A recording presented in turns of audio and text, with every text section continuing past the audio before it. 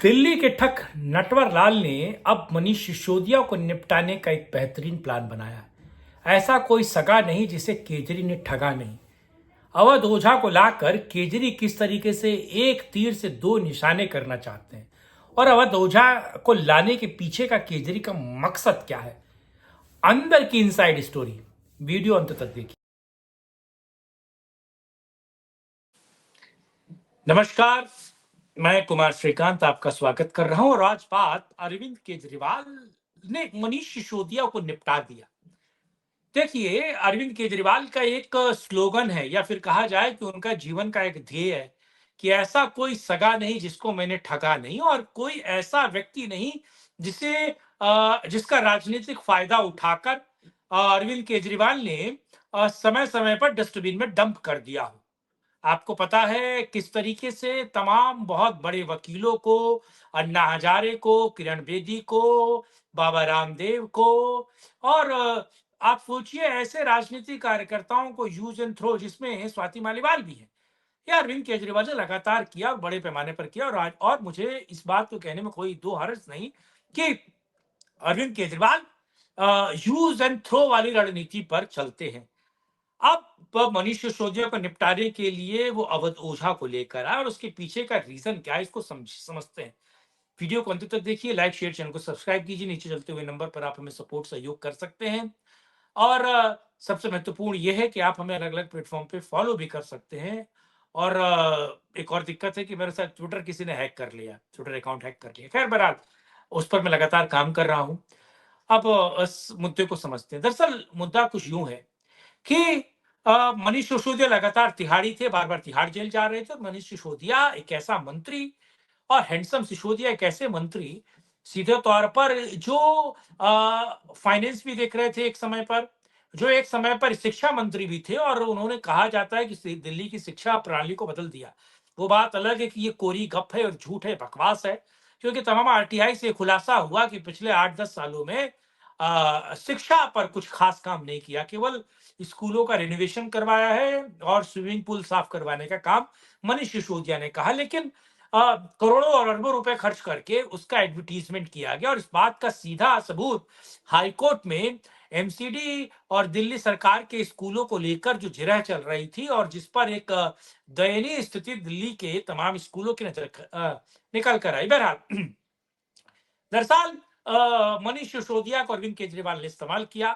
पहले शराब घोटाला उनसे करवाया, शराब घोटाले में फंसवाया, तिहाड़ जेल वो 18 महीने से ज्यादा रहे, तिहाड़ जेल में वो फंसे रहे, तिहाड़ जेल से बाहर आते रहे और तमाम तरह की चीजें। अभी भी मनीष सिसोदिया तिहाड़ी है। दरअसल तिहाड़ी इनका पूरा का पूरा मंत्रालय है और खुद अरविंद केजरीवाल तिहाड़ी है, तो तिहाड़ी मुख्यमंत्री, तिहाड़ी मंत्री और तिहाड़ी तमाम कैबिनेट है।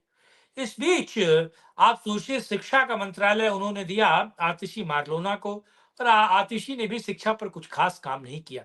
सौरभ भारद्वाज को दिया गया। सौरभ भारद्वाज तो आपको पता है वो किस तरीके से काम करता है। वो लगातार फट अरविंद केजरीवाल की पिट रही थी, लगातार उनसे सवाल पूछा जा रहा था, लगातार उनके सभी मंत्री और सभी नेताओं के चेहरे को लेकर या फिर कहा जाए कि वो किस तरीके से काम करते हैं, इस पर सवाल पूछा जा रहा था।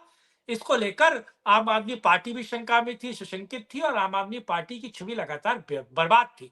और जिस तरीके से आम आदमी पार्टी ने जो सर्वे करवाया, वो सर्वे आ रहे थे और वो सर्वे सीधे तौर पर बता रहे थे कि आम आदमी पार्टी की इस बार हालत बहुत टाइट है। मैं ये नहीं कहता कि आम आदमी पार्टी सत्ता में नहीं आएगी, लेकिन हाँ 30-32 से ऊपर पहुंच नहीं पाएगी।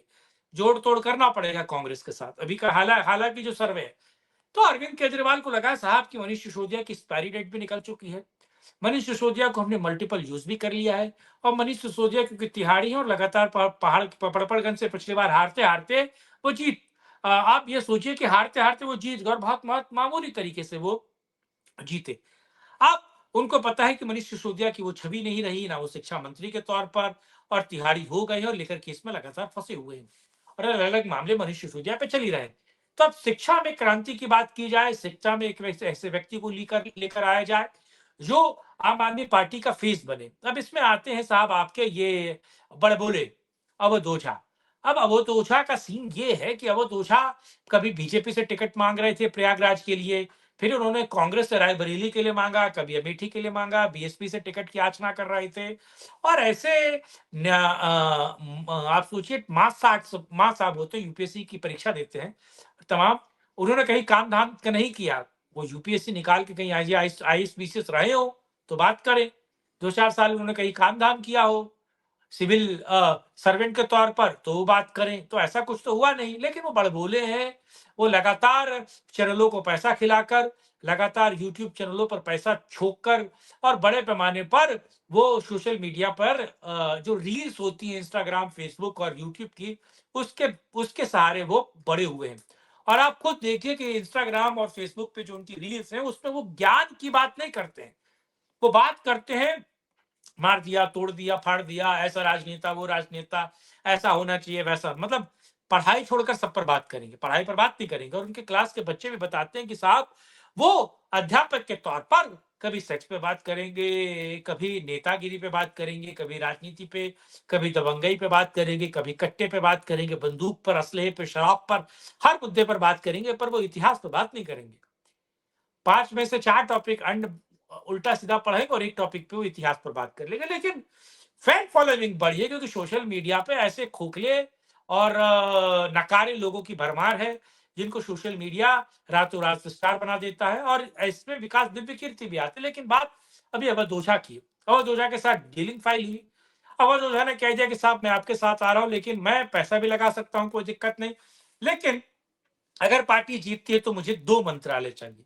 एक शिक्षा मंत्रालय और दूसरा सबसे महत्वपूर्ण मंत्रालय।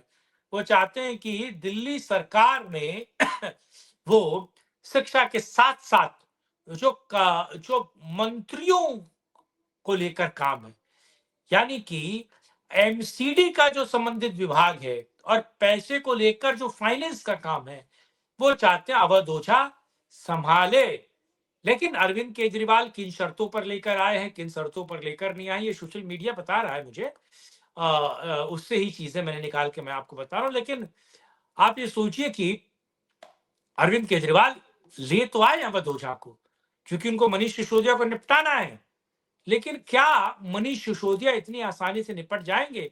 क्या अवध ओझा मनीष सिसोदिया की तरह यस बॉस, नो बॉस वाले आदमी बन पाएंगे, यस बॉस बनेंगे? बड़ा सवाल है। लेकिन धीरे-धीरे दिल्ली की राजनीति बढ़ेगी। आप इस विषय में क्या सोचते हैं? कमेंट बॉक्स में अपनी राय रखिएगा। वीडियो को लाइक, शेयर, चैनल को सब्सक्राइब कीजिएगा और साथ ही साथ आप हमें सपोर्ट करना बिल्कुल ना भूलिए। साथ जुड़ने के लिए, इस मुद्दे पे बात करने के लिए बहुत धन्यवाद। कल फिर मिलेंगे, करेंगे राष्ट्रहित में एक और चर्चा। जय हिंद, जय भारत, वंदे मातरम। नमस्कार।